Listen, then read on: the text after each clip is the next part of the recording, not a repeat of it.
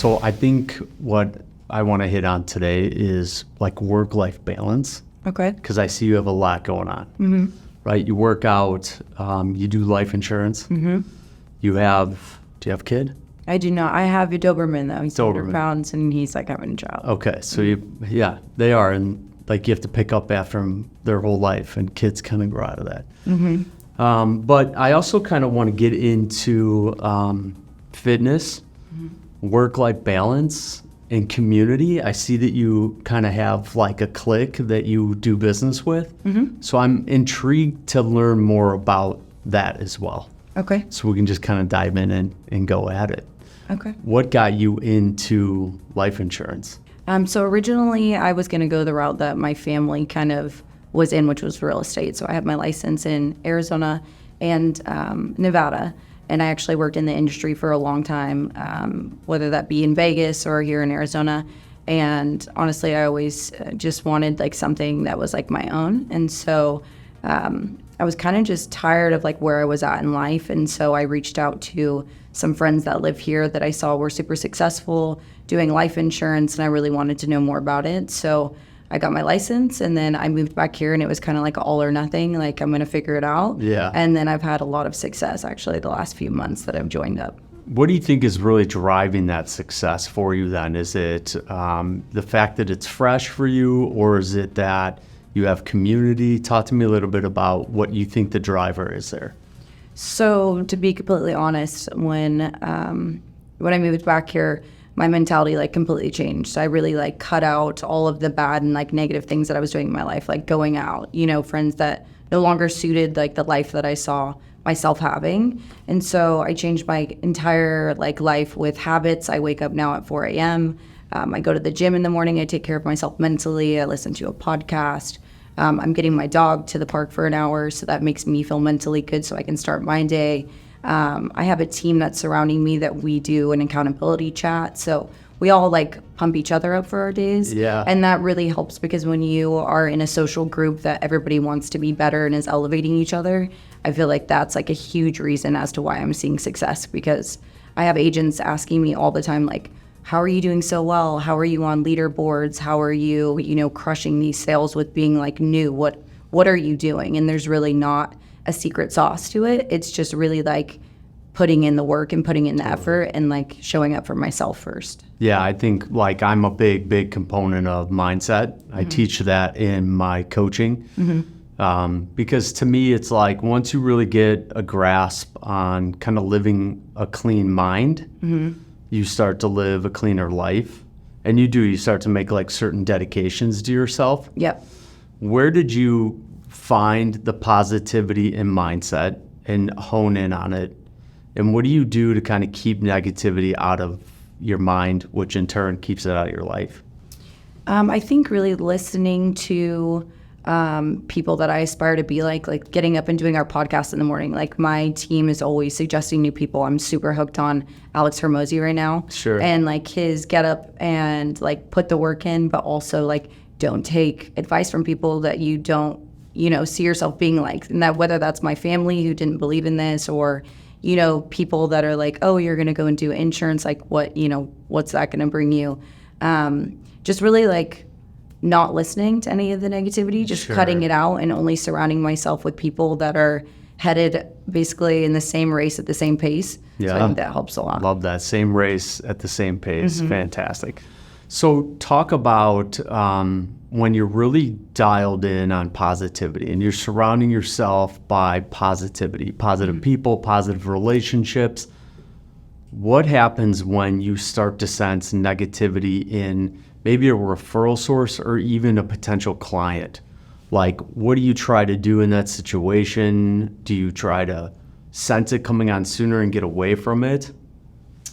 As far as anything that's negative, I mean, I personally like to handle conflict like straight on. I feel like avoiding the problem is essentially like the worst thing that you could do. But at the same time, like if it's not suiting me and I know it's not going to matter, in a few months, or if it's not going to basically affect where I'm going and it's like I can just cut it out, I'll just cut somebody out or cut something off. Yeah, I'm kind of a big component of that, where I try to find myself like kind of facing it and getting in front of it I find that I just get into deeper negativity and sometimes deeper conflict. And I've kind of gotten to the point where I've been exercising and working on that for so long and for so hard. It's like I can even just feel it coming in the room, you know. What do you get? What type of value do you feel like you get out of being committed to working on your physique, being committed to exercising? Or maybe a better question, you can answer it either way. What do you feel like when you don't get that into your day?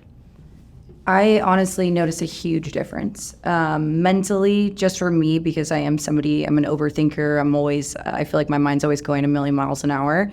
Getting up and really starting my day on that foot of just knowing that I like took care of myself, I got all that energy out in the morning, really puts me in the best mindset for work.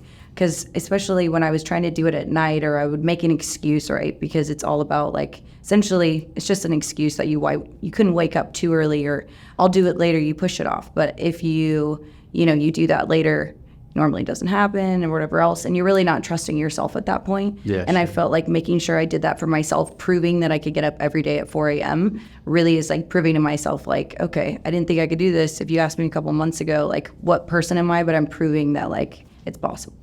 How long have you been committed to getting up early and working out? Honestly, once I moved back just a few months ago, I moved back in July. Okay. This is when I completely like cut out the negative, started waking up. It might sound ridiculous that I post on social media that I'm doing it daily now, because I think it like holds me accountable. Yeah, and it okay. also like That's lets good. people know like what vibe I'm on, and like, Yeah, you know, sure. where I'm vibrating now, because actually it's brought a lot of good business in for me too, because people are like, whoa, like I knew you from, maybe the party days, or Yeah, like sure. when you were just more relaxed or traveling or this and that. And now it's so dialed that I'm like making sure that I'm doing it and posting it and letting people see that. And I think it's been really good for me. Taking control of the decisions within your day and really kind of making the commitments to get into those consistent routines. How has that made goals more obtainable for you? I think with doing that daily, I'm learning to trust myself more. I feel like I always had a lot of negative like self-talk, and I feel like just showing up and doing my daily rituals every single day helps everything. It's just bleeding over into business and my relationships, and it's crazy. People are like, why are all these good things happening? But it really just starts coming to you. Yeah, you kind of have to make a commitment to yourself and then just stick to it. Because you've been working out for years, but you just finally started to fit that into a consistent routine for yourself. And I don't know if you get up every single day. I'm a 4:40 wake up. I work out 5 days a week, and that's as much as I'm committed. But on the weekends, I even find myself getting up almost at the same time and just really taking self-reflection time. And that might be just even decompressing, like just sitting on social media or doing something like that. Yeah. Are you working out every single day? So right now I'm trying to do 6 days a week. Okay. Sometimes obviously on Sunday, like could go to church, or I spend it with family. So I do like to take a rest day, because obviously even being on this new schedule, I'm sore a lot of the time, and I Yeah, feel like sure. I need the actual rest. Yeah. But at the same time, I feel like that, 104 days or whatever you miss, that you take your weekends off, listening to, some of the mentors and like Alex Hormozy, like you're essentially playing catch up for your week at that point. So when we're not making dials, or we're not creating those connections on the weekend that could have been our Monday, Tuesday, Wednesday sales, we're playing catch up. So I think it's super important to really like keep it dialed in on the weekends and be like very honest with the people that are joining like our team, that's what we're expecting to. Daily journaling, I get up and I start my day with my journal. Just as important as setting that alarm clock to 4 a.m., I put my phone on do not disturb at 10 at night, so there's no one that can reach me, and I don't receive phone calls, because I know that I need to mentally shut off and not be receiving those texts or those calls. I think is super important, just to make sure that I'm rested, because I'll make that excuse, that flip switch in the morning, that'll be like, do I really need to get up at 4? I can wait till 4:15, I can press snooze, and I just know myself. So I take full accountability at that point, and I make sure that my sleep and my rest, and even taking that rest day on the weekend, because when I first started doing this, I wanted to work out 7 days a week. I'm like, okay, I'm starting to see results. I'm like starting to feel like stronger. And taking that one day off just makes the rest of my week just flow better, because I had that rest. So I think it's super important though too. But you're not like, you're so structured and organized and committed to systems that you're even scheduling your time off, Yes. right? Your downtime. Yeah. How many people do you guys or you have on your team? So there's kind of a hierarchy that's in our team. I mean, there's many agents. As far as being a new agent, I have a few new agents under me, but my direct upline, she has, I would say there's a couple hundred. Okay.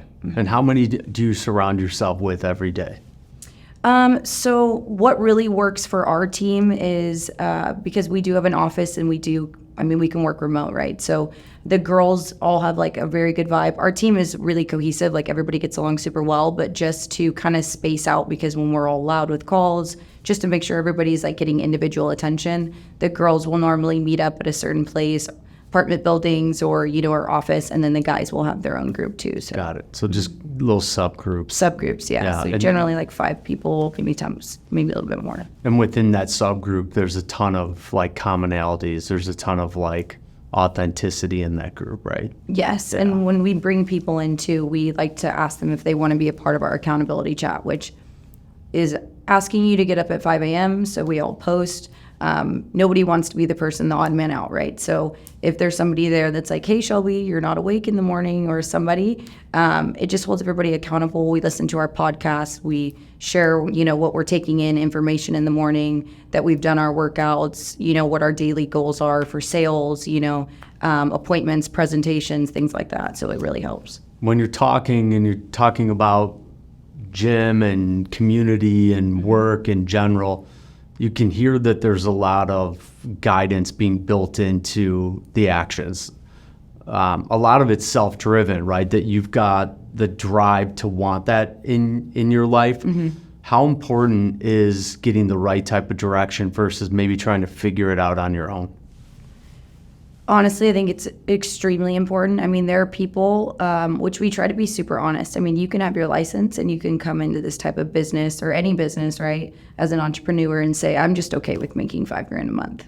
I've got my license. That's fine. That's all I want for myself.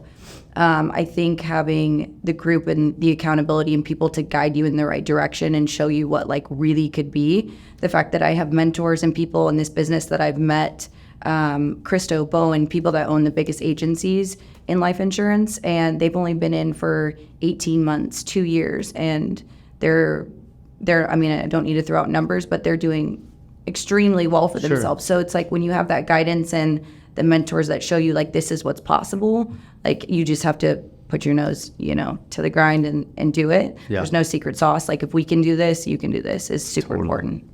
Where was that break point for you when you realized that getting the right type of direction was starting to put you in front of like higher levels of coaching or higher levels of guidance, right? There's kind of like this point where you're not quite sure you want to put yourself in that situation, but you do. Then you realize it's kind of a cheat code, right, to success. And then it starts to really just compound and snowball. Like what's kind of your breaking point for you when you found that like direction was really taking you to that next level? Honestly, with my situation, just because I left my living situation, I really wasn't at a good point in my life. When I came back here, it was like all or nothing for me. So I feel like that point for me was just like some people, kind of turn on after they've been in the business for a little bit, or they see somebody else's success and they're like, okay, now I want this. Like for me, it was just like an instant, like I came back and it was just like a vision, like I'm laser, tunnel vision here. Yeah, laser focused. Yeah, a lot of us as loan officers, like we go through these cyclical cycles in the industry, and kind of like these maybe challenging points in our life really start to come to the forefront of what we're really dealing with because we're not blinded by success. So hitting those hard points in our careers, or when the market shifts and we find ourselves not doing as much business, usually it kind of puts a microscope or a lens on top of the issues that we have, and it allows us to kind of wake up and get back to work and really focus on what's more important. Something you said that really kind of struck a chord with me is like, you said whether you're in insurance or it doesn't really matter what you're doing, that's kind of a big component of breaking through, I would say, trying to sell what your product is, and more so breaking through and trying to really inundate systems and process and accountability. How important are those kind of, I call them CEO type mentalities or CEO type skill sets? How important have you found those to your business, to making the product you're selling less relevant and making it more about the other side of it, right? The systems and ops side. I feel like in life insurance, to really like be good at it, the systems, like obviously you need to know your product, but I feel like actually just generally caring about people, and whether that be the people you're selling your products to, and like treating them like if it with my mom or a family member, right? When you're explaining something, instead of it becoming like just a sell, it actually is something that like it matters, obviously. Like you wouldn't want somebody to pass away and have debts or leave your family with debt or not know what to do. So I feel like really caring about like what you're doing on another level, and obviously knowing your product. But I feel like the second somebody thinks you're being salesy with them instead of truly caring about them, whether that be somebody you're selling to or your teammates or whoever, is like super important. So Totally. So one thing that's really important for my business is to build relationships with someone in your business, because there's a lot of reciprocity there. For us, it makes a lot of sense for our clients after they buy this beautiful house with their family, with kids, is to have some type of insurance policy in play to pay that mortgage off if something is to happen. correct. So how often do you feel like you see or hear stories about people that don't have these policies in play? What's the other side of not having it look like for families? Well, essentially, like not having something in place, a lot of people think, oh, I don't need it. But like 66% of, mortgages or foreclosures are due to unexpected medical bills or something medically happening, right? Because that's somebody not being able to go to work, not being able to make their payments, and basically paying all that equity into a home and then not being able to at least have the option to like leave it to your kids or leave that legacy behind. It's a lot more common than you would think. So Yeah. Now, how about one of the big things that I do with my children is a lot of people do 529 plans. okay. And they're allocating money into some pool of fund that grows so that they can pay for educational expenses. Okay. And if you don't use it for education expenses, then you really can't leverage that product in a way. So what I do with my kids, I have 3 daughters, I have insurance policies on them. Okay. And the goal is to get them paid up all the way through after college, because you can get 0% on student loans during college. Okay.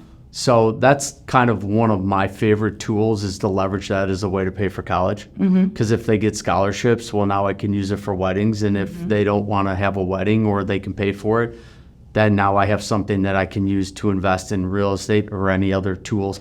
So let's kind of think about more creative ways to leverage the products you have to kind of add values to families, because I'm sure there's more than just something creative like that, right? Yeah. So we have many different types of products. Obviously, everything's based off of your age and your health and what you can really qualify for. Obviously, there's the mortgage side of it that obviously protects you, if something medically goes on or you can't pay your payments, so that mortgage protection will kick in for you. Generally, if it's a term product, it'll essentially, you have a 30-year term for your mortgage. Then we make sure we get you a 30-year term that'll cover that entire mortgage, right? So your family won't have to worry about it. You can leave it to them. If you were to use a different type of products, like something like having for your kids or an investment type vehicle, an IUL is a really great type of policy. And what that is the ability to fund into a policy you can even have for yourself or for your kids. And essentially, it's like the loophole with taxes. So you can fund into it, unlike a Roth or a 401k that are in the market that you can gain interest. There's no chance of loss with funding into a policy like life insurance. Pretty, I don't want to say a defined dividend on them, but they're very secure. Yes. Yeah, and the great thing about them, when the market is down, obviously we have a 0% floor. And the reason why we're able to do that is because of, tax codes like 7702, which differentiates the difference between an investment and a life policy. So you can borrow, against your policy, like you said, for, your children's wedding, or you can give it to them and leave it and not touch it, and it accumulates more for their retirement or whatever, you see fit. So there's a lot of different great, benefits, as well as medical benefits too, right? Because obviously we think of life policies as, when I die, my family gets money. A lot of people don't understand that a life policy is also living benefits. So when your parents are getting older and things like cancer or heart attack or stroke or things like that start happening, these policies actually will kick in for your family or for yourself. And then you can actually make sure, your bills are paid and that there's still food on the table for your family, and that your medical is taken care of. Yeah, you can tap into them, right? So in one of the conversations that we talk about in coaching is, what type of stories should you be telling with your referral sources like financial advisors in order to sort of just deepen the product mix that you have into their client or into their database, so they start to think more about how they can help their clients with the products that you offer. So what's interesting about what we just talked about there is, just like we talked about with HECM mortgages or home equity conversion mortgages being an insurance policy for people to tap into if their assets decrease, well, the same thing with life insurance, right? If we've got assets under management, life insurance, and a home equity conversion mortgage, let's say we see a correction in the market and their assets go underneath market value or they're losing value. Well, they don't want to keep stripping cash out of that to pay for their expenses. So with a home equity conversion mortgage and some type of life insurance policy that you're bringing to the table, that financial advisor could just seize drawing assets to live, and they could live off of your product and a home equity conversion product together. And now we're all three of us are working collectively to put more security into our clients' lives. So we're not just selling products, we're selling lifestyles, we're selling securities, we're selling insurance, right? Yeah. So awesome. Thanks. Yeah. Where are you from? I was born in California. Okay.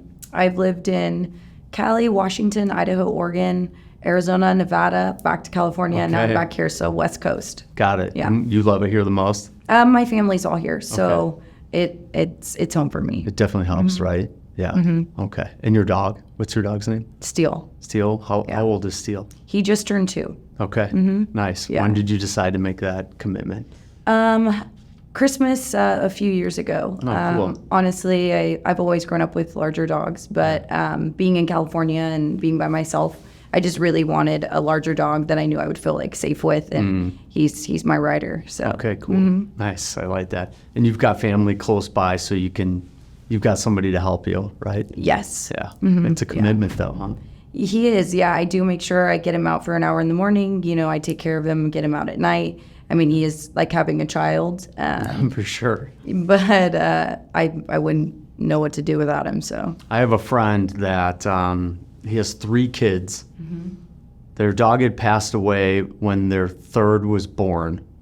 So they waited, and no joke, the day the kid learned how to potty train, they went and picked up 2 new dogs. I was like, Jesus, man, that's a lot. I don't know how they do it. yeah, But they do. They do. So, yeah. I mean, they're a part of the family. Yeah. 2 might be a little bit much for the size 2's of a mine, lot. but yeah. One of the things I focus on is really helping people get depth in their business, accountability systems. We go from mindset through leveraging mindset in our business. Okay. Because a lot of coaches or just life coaches in general talk about the importance of mindset, where my rubber meets the road. I'm in the industry, I'm in the trenches, I deal with the same I'm able to really correlate it back into their business. And what happens with like bad mindset is that people then get desperate, because without the right type of mindset, people are correlating their success to closings, right? Units, closings, maybe even income. And we really focus on making a transition to monetizing your growth in your business based on meaningful relationships. And that's like your measurement of success. And with that, you're then not feeling desperate to go grab onto deals or relationships, which compounds over time and brings in a lot of like negative stress that you don't really feel until the market flips and you're busy again, and then you're working for a bunch of people that you don't like. Yeah. So we do that, we talk about branding, and then I really build in like real depth, system, structure, stuff like that. What do you feel like loan officers maybe, or even real estate agents for that matter, but just say loan officers, what do you feel like they're lacking in their business in order to kind of to stay in it or find success, right?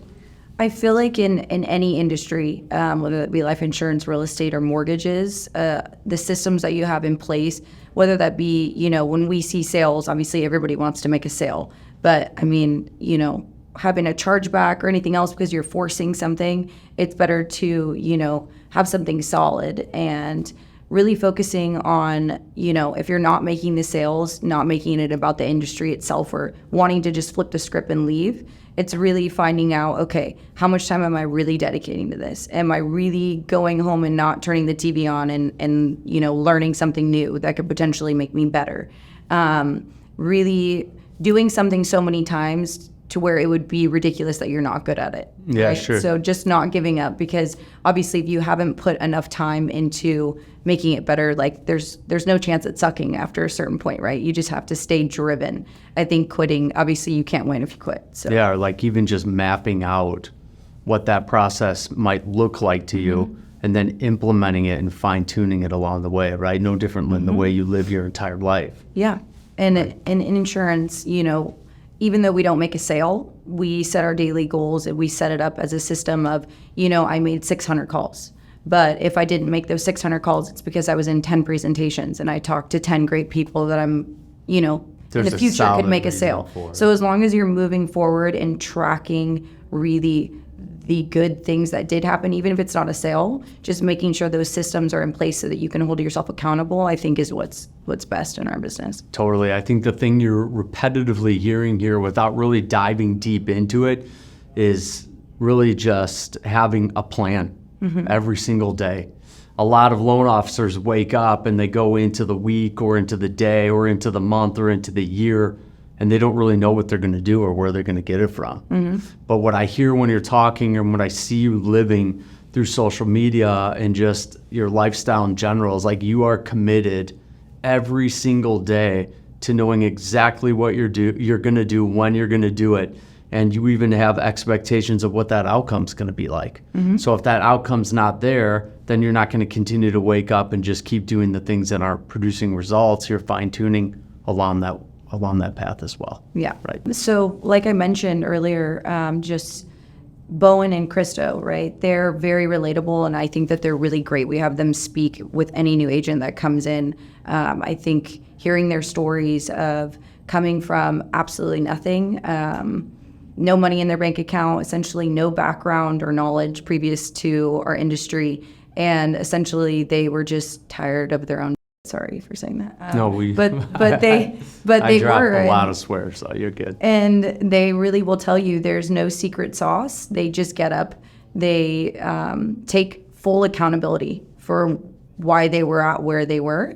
And now they've changed that. And they're like, I'm going to be good and I'm going to do whatever it takes to be good at this. I'm going to learn. I'm going to do better than the guy that, is my upline. Like, I'm going to surpass him. So whatever he's doing, I need to watch him do that. And then I need to figure out how I can do that better. Awesome. And they're showing that continuously. They've been in the industry now for only 18 months or just over 2 years. And they're the fastest growing agencies in insurance. And they're living these lavish lifestyles that they could have never imagined. So it's really, there's no secret sauce. They are the bread and butter. And they're not complaining about how challenging the market is right now. No. Right? They're not complaining about people that are scaling back. So they're seeking, or at least believing, that this market creates opportunity. Right? Yeah. And it's not even believing in what the market is. It's believing in themselves. Awesome. I love that. Yeah. Nice.